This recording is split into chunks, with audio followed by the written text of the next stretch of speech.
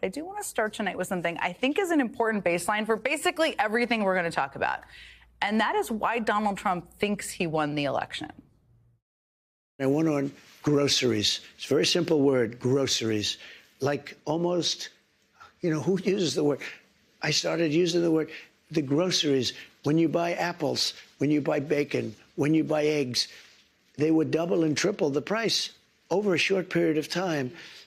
And I won an election based on that. We're going to bring those prices way down. So Donald Trump saying he won the election based on bringing prices down, and maybe he did. But during his first week in office, a period of time where I can tell you presidents typically use their power to make clear what their priorities are and do something about it, he was focused on anything but lowering costs. Late tonight, President Trump announcing he will issue pardons for the January 6 rioters. Trump reversing Biden-era immigration policies and declaring a national emergency at the border, where he vowed to send troops. At least 22 states are already suing over Trump's attempt to end birthright citizenship for children of undocumented immigrants. President Trump announcing more dramatic changes tonight, including ending federal government diversity, equity, and inclusion programs. Friday night massacre.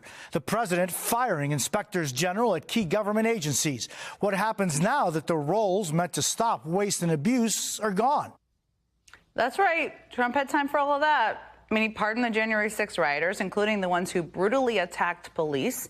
He even freed convicted seditionists like Stewart Rhodes, who directed his far-right Oath Keepers militia in formation up the Capitol steps during the insurrection. And on Saturday, just days after leaving jail, Rhodes appeared at Donald Trump's rally in Las Vegas, standing right behind the president and Vice President J.D. Vance. That wasn't by accident, by the way. Trump has also declared war on migrants, trying to end the Constitution's guarantee of birthright citizenship with an order that's already being challenged in court. He's also pushing a series of made-for-TV deportation raids across the country, is the best way to describe them, promoted by allies like television's Dr. Phil, I can't make it up, who embedded with ICE for a sweep in Chicago. The TV optics are not a coincidence. I mean, according to CNN, at least 2 agencies assisting U.S. immigration officials with the sweeps have told personnel to ensure their clothing clearly depicts their respective agencies in case they are filmed by journalists. Dress appropriately for your immigration raids, I suppose, is what they're saying.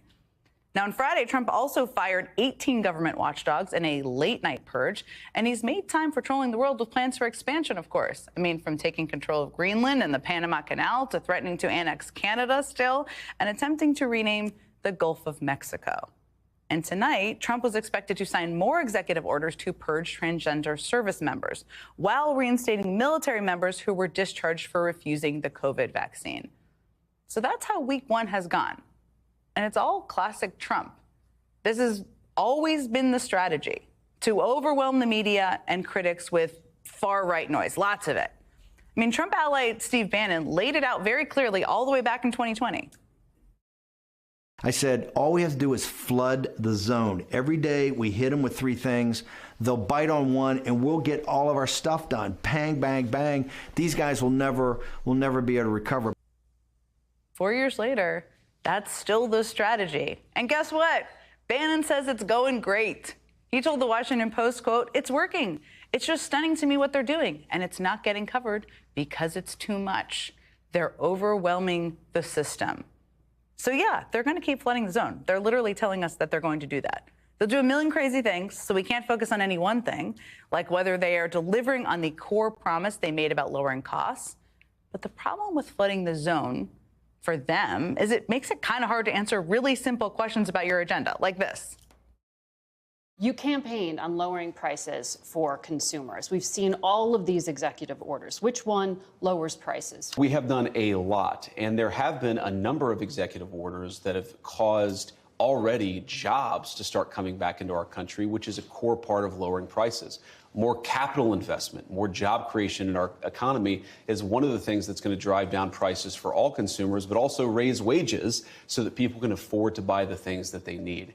If you look at our slate of executive orders, no, Margaret, prices are going to come down, but it's going to take a little bit of time, right? Relax, everyone. It's just going to take a little bit of time.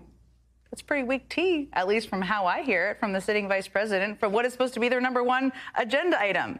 And just to put it all in a little perspective, I mean, Barack Obama campaigned on ending the worst economic downturn since the Great Depression. And it took some time, but in his first week of office, that's pretty much what he focused on in every use of power and lever he had.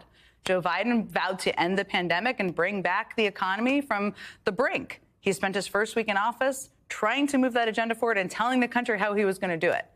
Meanwhile, the guy who promised to lower costs for the American people is busy flooding the zone with all sorts of things, as I just outlined, and hosting House Republicans at his golf resort to discuss how they can cut taxes for rich people.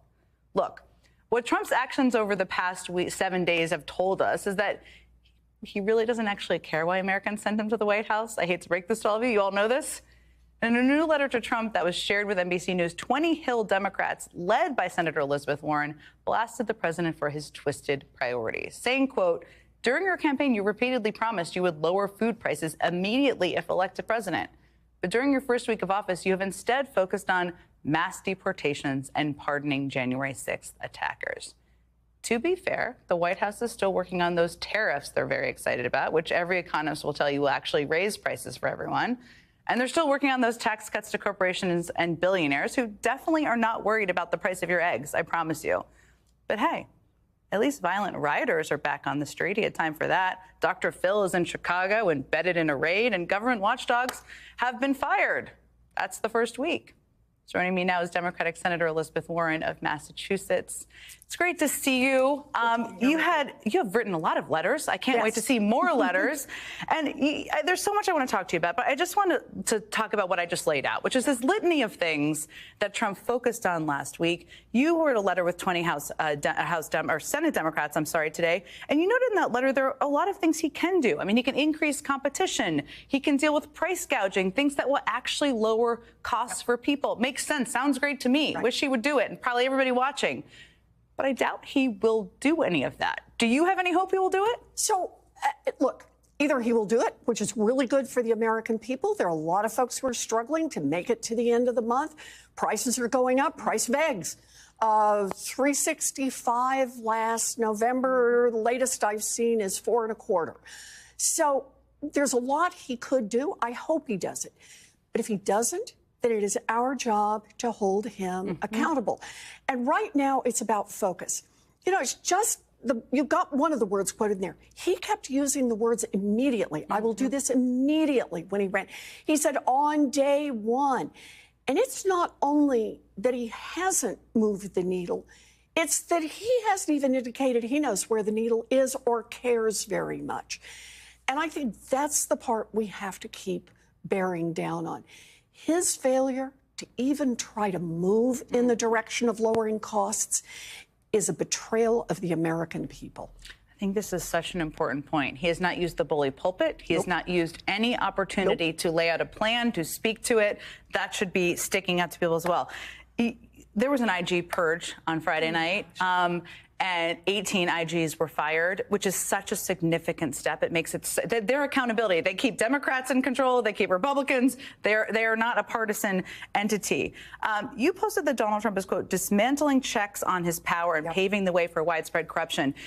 I took that to mean he's going to put his people in place and they're not going to hold to account government like they should. But what did you mean by that? So it's exactly that. Look, the IGs, can I say this, are really kind of the most boring people on earth. And I mean that in a good way. We love nerds here. I do. Boring totally is good. Into nerd.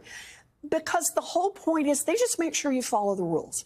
They make sure that when you negotiate a government contract to give away $1 billion, say, of taxpayer money, that you didn't give it to the guy you went to junior high with or one of your big campaign donors.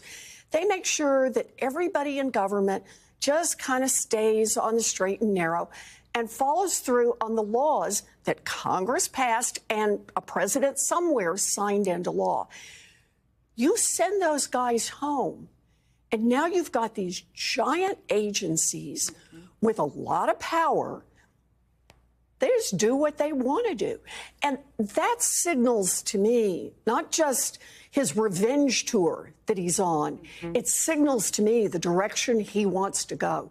And that is lawlessness throughout the government. Do whatever Donald Trump wants and whatever Donald Trump's donors want and whatever Donald Trump's friends who are whispering in his ear want. And to hell with what the laws say. We got to put a stop to this one.